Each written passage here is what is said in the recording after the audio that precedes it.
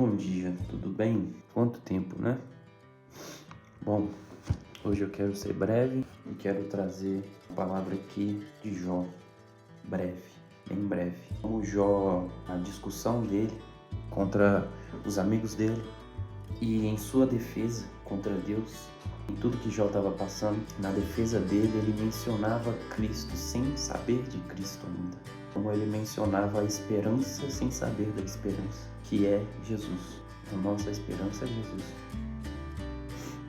Vou ler aqui e você vai entender o que eu estou tentando dizer. Jó 14. Tudo isso que eu estou falando é de Jó 14. Aqui Jó estava conversando com os amigos dele ainda. E o título, que é o do 13, porque o 14 está sem título, então o título é a sequência do 13. Jó quer defender sua causa diante de Deus. Estava chamando Deus para discutir com ele ao invés dos amigos dele, né? E aqui Jó 14, bem breve, a gente já vê Jó falando da esperança sem saber da esperança. Podem os mortos voltar a viver?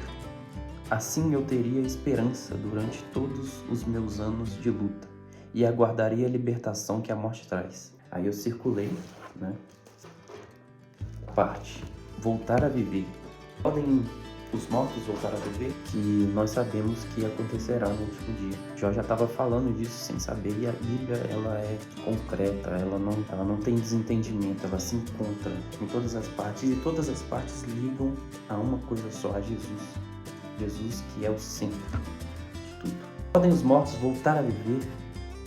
Assim eu teria esperança. Então a esperança que Jó queria era a ressurreição. Mais para frente, a ressurreição veio para nós, Jesus. Estava falando de Cristo sem saber de Cristo aqui nesse capítulo. Eu aguardaria a libertação que a morte traz. Sabe o que é essa libertação? Essa libertação do corpo, desse corpo de dores, desse corpo de pecados, as doenças e todas as coisas ruins que tem nesse mundo esse corpo está sujeito. Mais para frente, no versículo 17, Jó vai falar de novo. E aqui eu fecho, bem breve mesmo. Versículo 17. Meus pecados seriam fechados num saco, tu cobririas a minha culpa. Vamos voltar um pouco no 16. Assim tu protegerias meus passos em vez de vigiares meus pecados. Já estava em sofrimento e o pecado dele estava diante dele.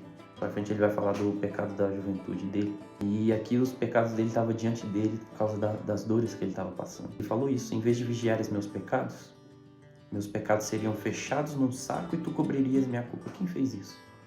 Quem veio para fechar num saco e cobrir a nossa culpa? Quem veio fazer isso? Jesus. Para fechar o nosso pecado num saco e cobrir a nossa culpa.